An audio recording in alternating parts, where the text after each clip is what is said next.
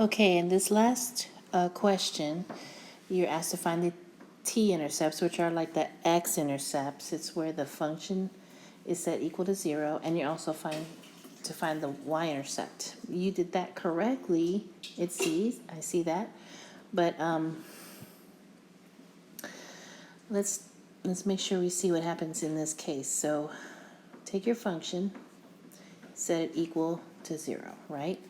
And the thing to do when you're trying to find the t-intercepts or the x-intercepts is to try and factor. So we're going to take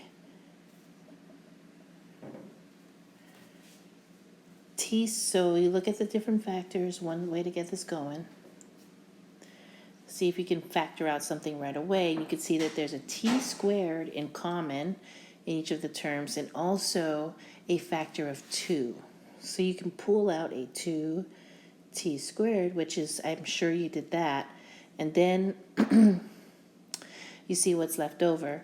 And in the first term, you have a leftover t squared plus, and then from the second term right here, you have a 5t, and then from the third term, you're going to have a minus from the sign 6.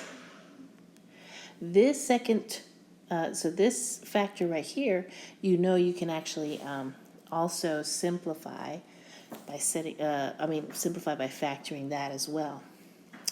So you have the 2t squared,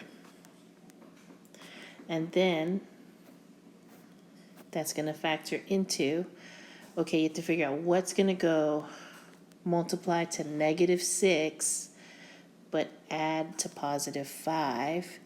And you were almost there, except, and I see that's probably why you picked the -3 and the 2, because -3 times 2 is -6. But the problem with that is when you try and add it together, you get -1 instead of +5. So another way to factor 6 that would do that is 6 and 1. And then well, one of them has to be negative. And so which one has to be negative? It has to be the -1.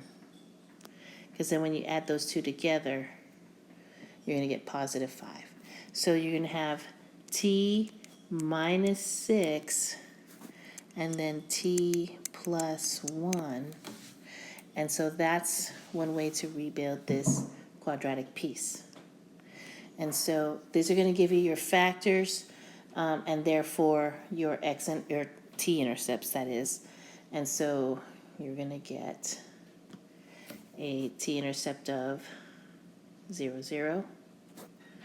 And then here's where you get 6, 0. And then from this factor, that's going to contribute a -1, 0.